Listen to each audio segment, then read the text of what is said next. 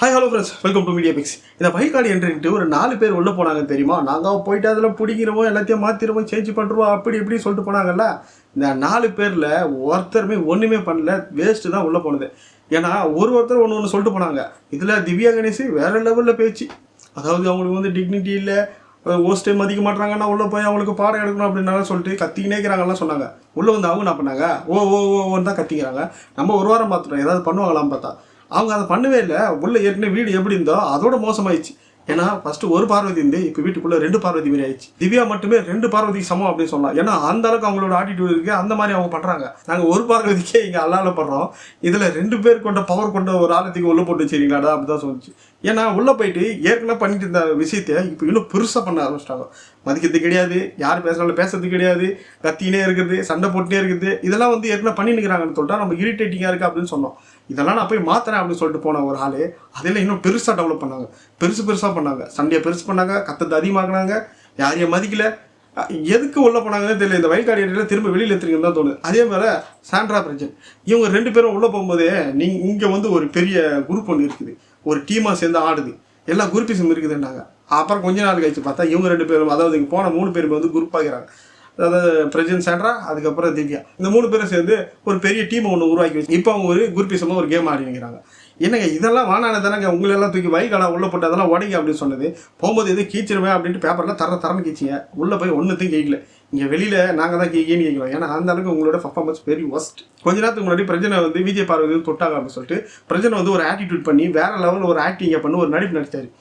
அதை பார்த்துட்டு நம்மளே நம்பிட்டோம். நான் நம்பிட்டேன் சுத்தமாக. ஐயோ இந்த மாதிரி தான் இப்போ பார்வதி பண்ணுறாங்க போல, ஒரு வேளை தப்பாக இந்த மாதிரி அவங்கக்கிட்ட அப்ரோச் பண்ணியிருக்காங்க போல அப்படின்ற மாதிரிலாம் நம்ம நிறைய யோசிச்சு என்னென்னவோ யோசிச்சிட்டோம். அதுக்கப்புறம் தான் தெரியுது இப்போ கொஞ்ச நேரத்துக்கு முன்னாடியே அவனோட கேரக்டர் ரொம்ப மோசமாகுது. என்னென்னா இந்த மாதிரி அவங்க வீட்டில் ஒரு தங்கச்சி யாரெல்லாம் இருந்தாங்கன்னா விஷம் வச்சு சாக வச்சிருவானா. டேய் இந்த மாதிரி ஆளுங்களை அடிங்க, நீங்கள் எங்கடா கேறீங்க அப்படின்னு தான் தோணுது. உங்களை மாதிரி ஆளுங்களை தானே தூக்கி வெளியில் போடணும், நீங்கள்லாம் இந்த சமூகத்துக்கே தேவையில்லாத ஆளுங்க அப்படின்னு தான் தோணுது. ஒரு வீட்டில் ஒரு தப்பு பண்ணால் விஷ வைக்கிற அளவுக்கு போயிடுவீங்க. அவ்வளோ பேர் ஆளுங்களா நீங்கள், என்னடா எனக்கு ஒன்றும் புரியல. அவ்வளோ பேர் ஆளுங்க நீ அந்த மாதிரி கேரக்டரில் இருக்கிறவங்க எப்படி நீங்கள் உள்ள தூக்கி போடுறாங்க பிக் பாஸ்? நீங்கள் இதில் வந்து அதாவது விஜய் சேதுபதி வந்து அவனோட ஃப்ரெண்டாக இருந்தாலும் கண்டிப்பாக கண்டிக்கணும். ஏன்னா இது வந்து சாதாரண விஷயம் கிடையாது, ஒரு சமூக சார்ந்த பிரச்சனை. ஏன்னா சும்மா வந்து இப்போ ஒருத்த உள்ள கேம் ஆடுறதை வந்து நம்ம விமர்சிக்கணும்னா அது கேமுக்குள்ளே ஆடுற அந்த விமர்சனத்தை தான் நம்ம விற்கிறோம். ஆனால் இதெல்லாம் வந்து ரொம்ப பெரிய தப்பு. ஏன்னா ஒருத்தவங்க வந்து இந்த மாதிரி கேரக்டரில் என் தங்கச்சியோ இல்லை அக்கா யாருனா இருந்தாங்கன்னா நான் விஷம் வச்சு கொண்டுருவேன் அப்படின்னு சொல்கிறது எந்த விதத்தில் நாயன்னு எனக்கு தெரியல. இதை வன்மையாக வந்து விஜய் சேதுபதி கண்டிக்கணும். இதே வந்து அவரு நான் சொல்கிறாருன்னா பிரச்சனை, நான் இதை சேதுபதி கிட்ட சொல்லுவேன்.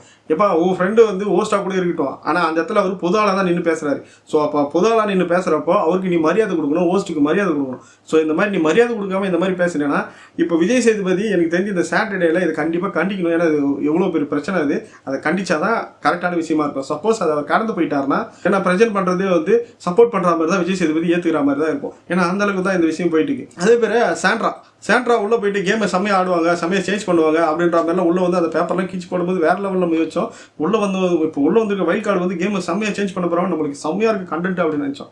ஒன்றும் இல்லை, ஃபஸ்ட் எப்படி இருந்தோ அதே போல தான் இருக்குது, அதே சண்டை தான். என்ன ஒன்று, ஒரே ஒரு சீக்ரெட் டாஸ்க் ஒன்று கொடுத்தாங்க, அது சூப்பராக ஆடினாங்க, அவ்வளோதான். அதாவது அவங்களுக்கு மட்டும்.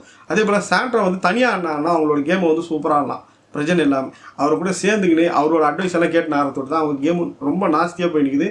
ஸோ ஒன்று எனக்கு தெரிஞ்சு பிரச்சனை வெளியேற்றுறது பெஸ்ட்டு. சீக்கிரமாக வெளியேற்றா சாண்ட்ராவோட கேம் நல்லாயிருக்கும். அமித்னு ஒருத்தர் போனார், அவரை நீங்கள் பார்த்தீங்களா அப்படின்னு கேட்குற அளவு தான் இது. ஏன்னா அவர் உள்ளே போயிட்டு எந்த ஒரு சேஞ்சுமே பண்ணல. அவர் போயிட்டு இப்போ எல்லாருக்கிட்டுமே ஒரு நல்ல ஒரு அட்மாஸ்பியரை வந்து கிரியேட் பண்ணி இப்போ நல்லா செட்டில் ஆகிட்டார் அப்படின்னு தான் சொல்லலாம். ஏன்னா இவங்க போயிட்டு கேமை சேஞ்ச் பண்ணுவாங்கன்ற அனுப்பின ஆளுங்க இந்த கேமே வந்து சேஞ்ச் பண்ணல, யாருமே வந்து உடைக்கல. ஏற்கனவே குரூப்பிசம் இருந்ததை விட இப்போ குரூப்பிசம் அங்கங்கே பிரிஞ்சு இருக்குது. ஃபஸ்ட்டான கூட பரவாயில்ல, 2 குரூப்பிசம் தான் இருந்தது. ஒன்று கனி கேங்கு, இன்னொன்று வந்து விஜய் பார்வதி கேங்குன்னு இருந்தது. இப்போ வந்து பார்த்தீங்கன்னா இவங்க போன தொட்டு மொத்தம் 4-5 கேங்காக மாறி போச்சு. 4 கேங்கு கிட்ட ஆயிடுச்சு. யாருன்னா விஜய் பார்வதி, அப்புறம் வந்து திவாகர், கமருதீன். அந்த பக்கம் பார்த்தீங்கன்னா கனி, கெமி, சபரி, எப்ஜே, அந்த டீம் அப்படியே இருக்குது. அதுக்கப்புறம் அப்படியே இந்த பக்கம் பார்த்தோன்னா வச்சுக்கோங்க, வியன்னா, சுபிக்ஷா, விக்கல்ஸ், இவங்க 3 பேரும் ஒரு டீமு. அதுக்கப்புறம் இப்போ புதுசாக போனால் வயல்காடு ஒரு டீம்.